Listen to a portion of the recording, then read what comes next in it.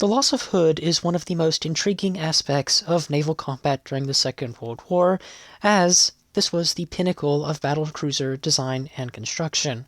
Ultimately, being at the top of the pack did not save it from a catastrophic magazine explosion, resulting in the deaths of all but 3 of her crew. We have an excellent understanding of how the Battle of the Denmark Strait unfolded. However, we have a less than ideal understanding of the circumstances surrounding the loss of Hood in specific, which is the climax of the battle. Since the loss of the ship, there have been 2 excellent attempts to analyze the circumstances surrounding the explosion. These would be the original 1941 inquiry into the sinking and an article published in 1987 for Warship International No. 2. Both of these sources have been transcribed to the digital age and are available online. In multiple respects, the 1987 article is effectively the 1941 inquiry, with a series of improvements to provide a better understanding and more solid conclusions into the loss of Hood. However, there is a significant issue with both of those sources, and that is the fact there is no real physical evidence to back either one up. They both rely entirely on eyewitness testimony. Eyewitness testimony is undoubtedly crucial in examining the loss of the Hood. However, it was inconsistent and unreliable in many respects, so eyewitness testimony would have to be plugged into physical evidence to create a more exact picture of what occurred, and this could not be done until the wreck of the Hood was discovered, which was accomplished in 2001.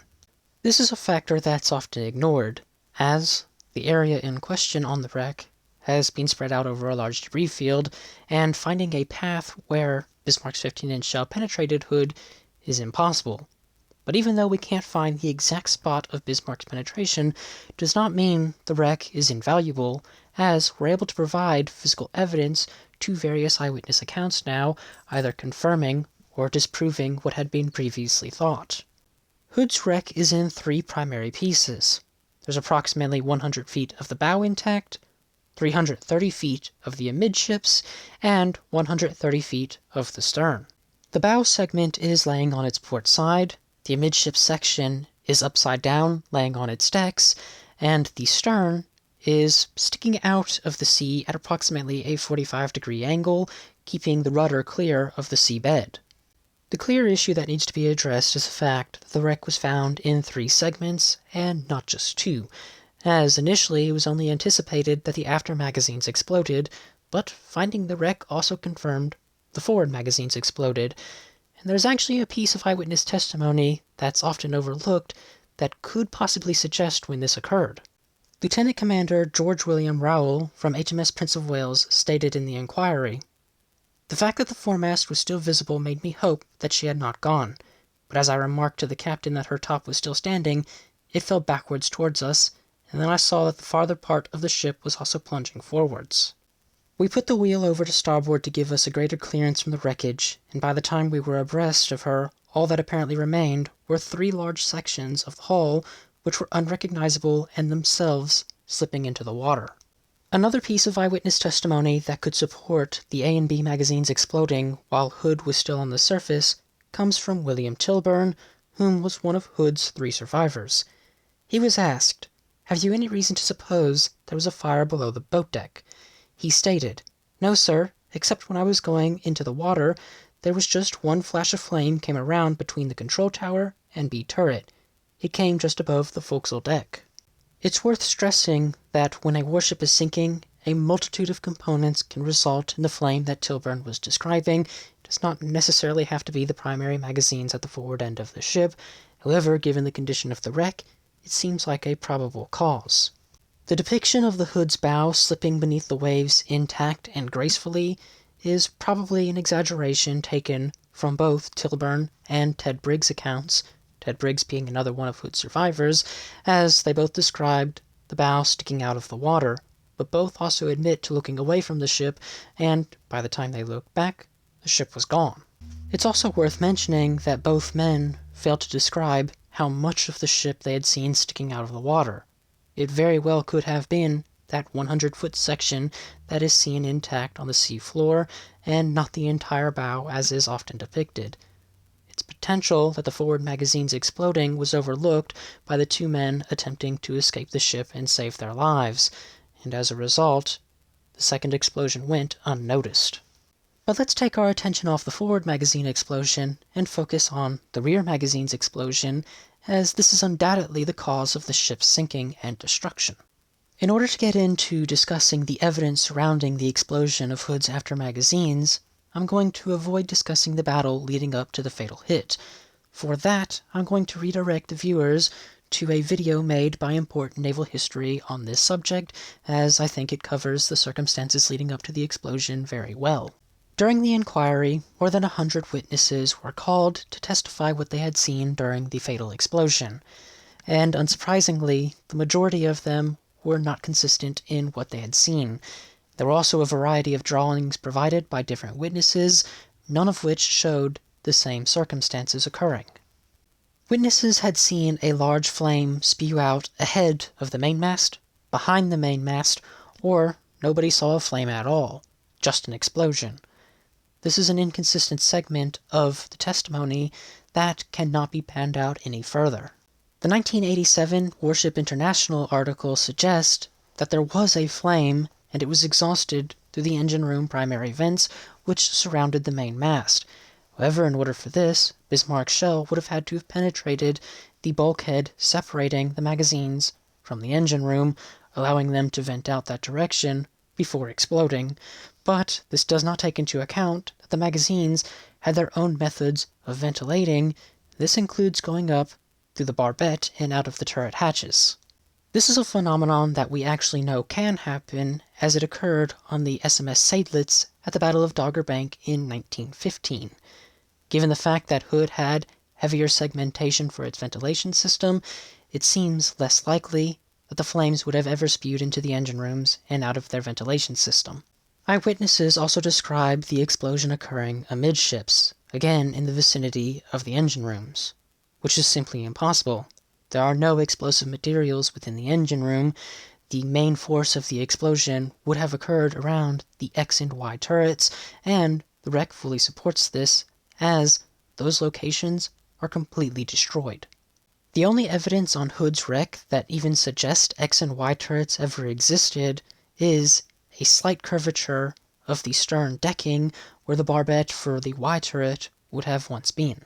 Another piece of identifiable and crucial evidence for which direction the explosion occurred amidships is in the form of decking that once separated the admiral's cabin, which would have been on the forecastle deck, and the captain's cabin, which would have been on the upper deck directly beneath. The rear of the deck plating has been bent forward, indicating that the explosion originated from the direction of the X and Y magazines, and not the engine room ahead, as is commonly depicted.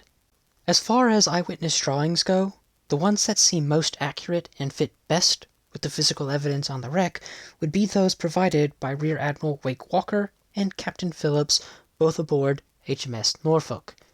Captain John Leach aboard Prince of Wales, while at a closer proximity to Hood than the other two, was in a much more intense situation commanding his own ship, and he was nearly killed moments later as one of Bismarck's 15-inch shells pierced Prince of Wales' bridge, killing everyone except himself and one other man. None of that is to say that Leach's account is invaluable, as it is very valuable in many respects, but I do believe that he exaggerated the circumstances surrounding the initial explosion that sank Hood due to the dire circumstances he found himself in. Another piece of evidence the wreck provides that I think is crucial to discuss has more to do with the 1987 Warship International article than it does the original inquiry, and this is because of the orientation of Hood at the moment it was struck by Bismarck's shell. The article goes on to conduct calculations assuming that Hood is in a stable, upright condition and is still sailing dead ahead towards Bismarck following its last course change. It did not take into account the possibility that Hood was in the process of another course change which significantly altered the geometry of the ship and would have changed the angles at which the shell struck Hood. During the initial inquiry in 1941, it was argued as to whether Hood began a turn to port to bring itself on a parallel course to the Bismarck and Prinz Eugen, allowing it to have a full 8-gun broadside. However, at the time, there was no conclusive evidence that this turn had even begun, and so official history recorded that Hood was not in the process of a turn. This changed as the wreckage of Hood showed that the undamaged and undisturbed rudder is stuck in a 20-degree turn to port, identifying the fact that Hood had not only begun turning to port on a final parallel run, but was well advanced into it. The reason that this is so important for the calculations of the 1987 article is it completely changes the geometry in which Bismarck's shell strikes the Hood. As Hood is turning, it's bringing more of its broadside to bear onto the Bismarck, and as a ship turns, it naturally heels over. In this case, Hood's decks would have been sloping towards the Bismarck. Another significant component that could not be incorporated into the calculations was the fact that the battle was occurring in heavy seas. This meant that Hood's trim and list was consistently adjusting as the ship rocked and rolled in the waves. Due to the deteriorated conditions of the seas and the fierce turn that Hood was engaged in at the time it was hit, it is impossible to use mathematics to calculate the potential location of Bismarck's shell penetration, as it is completely invalid. That being said, the calculations do provide us with another potential theory as to how Bismarck managed to overcome Hood's defensive systems and cause an explosion of the main magazines. The last thing I wish to discuss in this video is another potential theory that has credibility to it that is often neglected, and that is because it does not involve a penetration into the magazines. This theory originates from a significant design fault in Hood that originates with all of Britain's battlecruisers and is considered a contributing factor to the losses of the 3 at Jutland. The 15-inch shells were located on the hold deck at the very bottom of the magazine. The propellant charges were located above them on the platform deck, and directly above them was the lower deck, which acted as the protective deck. It is worth stressing that Hood did not have an armored deck, but rather a protective deck, as it was protective plating and not armored plating that covered the horizontal surfaces, and at most it only got up to 3 inches thick, and where it did get to 3 inches thick, it was 3 1-inch layers of protective plating that were bolted and riveted together. The way the theory works is that Bismarck's 15-inch shell penetrated the side of Hood's armor above the 12-inch belt, most probably in the 7-inch belt. The shell then ricocheted off of the 3-inch armor deck, but caused the lower plating to fail, sending hot steel into the cases of the propellant charges, igniting a handful of charges.